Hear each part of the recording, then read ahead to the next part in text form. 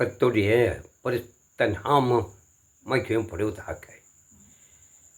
ஏன் அன்பின் சொந்தங்களை, நாம் ஆராதிக்கும் தேவன் கிறிஸ்து இயேசுவின் இனிய நாமத்தினாலே உங்களுக்கு என் வாழ்த்தலை கூறிக்கொள்கிறேன். இந்த வேளையில் உங்களோடு பகிர்ந்து கொள்கிற நற்செய்தி,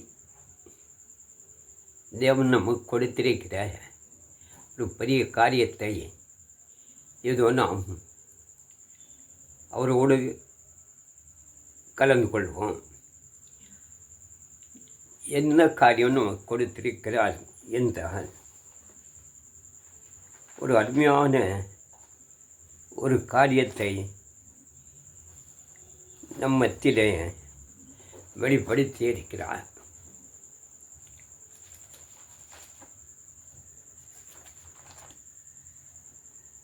மத்தேயு எழுதின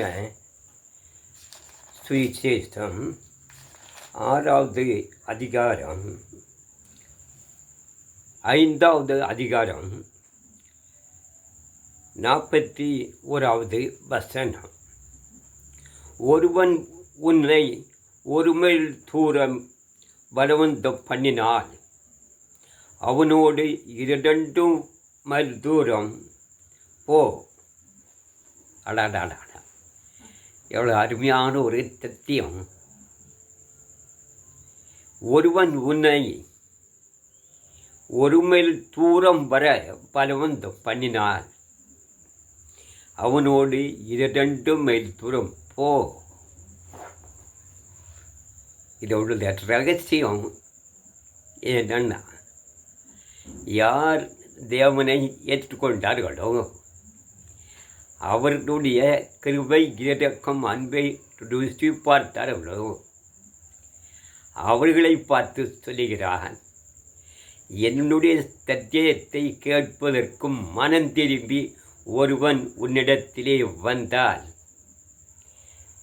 அவன் உன்னை பின்பற்றி வந்து இந்த சத்தியத்தை அறிந்து கொள்வதற்கு ஒரு மைல் தூரம் பின்னாலே வந்து அதை எனக்கு கொஞ்சம் சொல்லித்தோப்பா, இந்த கிறிஸ்டின் அன்பை சொல்லித்தா, அவர் வழிகளை சொல்லித்தா, நான் இப்போ ஒரு யாருன்னா அறிஞ்சுக்கிட இருக்கு, என் பாவங்கள் சாபங்கள் மாறுவதற்கு என்ன வழி என்று எனக்கு அதை வெளிப்படுத்தி சொல்லித்தான்னு ஒருத்தன் உன் பின்னாலே ஒரு மைல் தூரம் பலவந்தம் பண்ணி எப்படியாவது கிறிஸ்துவின் சத்தியத்தை அறிந்து கொள்ள வேண்டும் என்று வாஞ்சியோடு உன்னை பலவந்தம் பண்ணி ஒரு மைல் தூரம் பின்னாலே வந்து அதை அறிந்து கொள்ள வேண்டும் என்று வந்தால், இந்த கிறிஸ்துவின் அன்பையும் அவருடைய அன்பின் இரக்கத்தையும் அவர் யார் என்பதையும்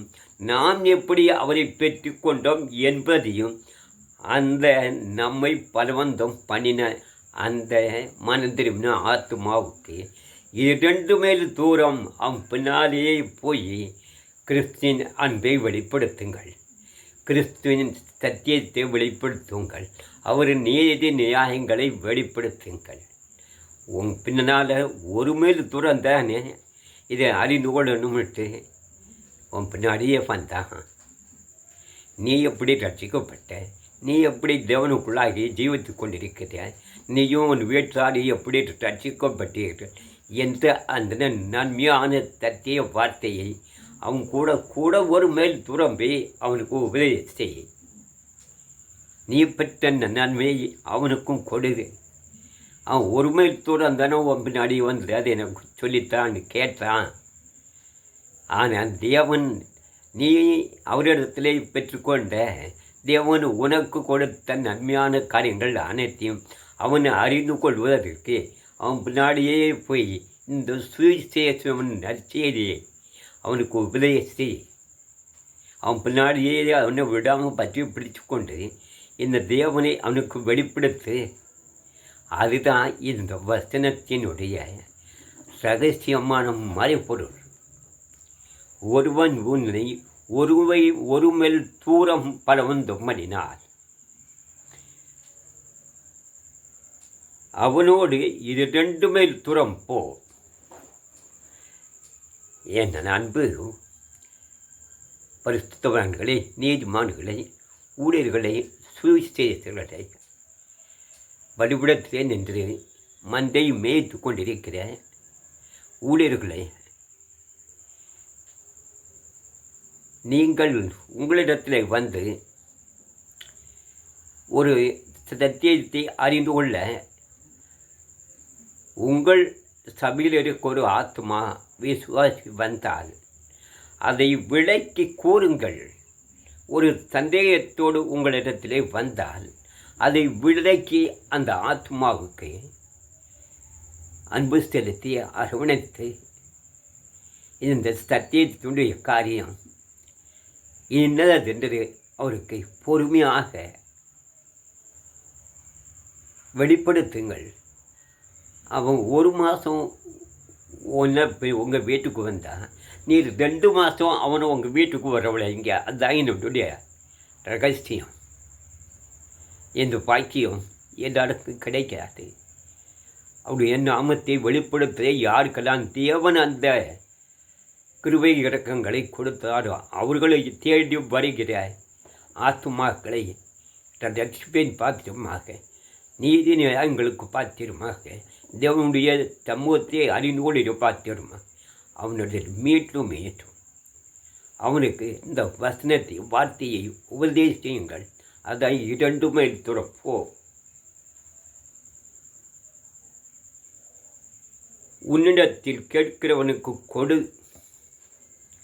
எப்பா இது சத்தியம் என்னப்பா உன்கிட்ட இருக்குல்ல, நீ தேவனிடத்தில் பெற்றுக்கொண்டு பலிபிடத்தில் இருக்கல, போதிக்கலை, அதை உன்னிடத்தில் எனக்கும் கொடு. நான் குறைவாக இருக்கிறேன். உன்னிடத்தில் கடன் வாங்க விரும்புகிறவனுக்கு முகம் கோணாதே.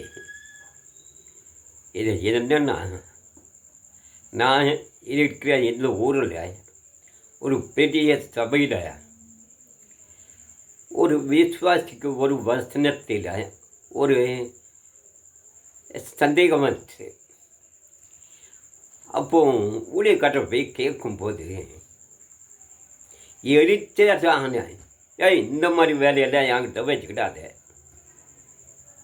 எவ்வளோ ஒரு பரிதாபமான நிலைமை. அவன் 1 மைல் தூரம் வந்தால் 2 மைல் தூரம் தானே நீ வெளிப்படுத்து. அதுதான் தேவனுடைய சத்தியம். ஒரு வார்த்தை கேட்டதுக்கு இந்த மாதிரி வேலையெல்லாம் என்கிட்ட வச்சுக்கிடாத.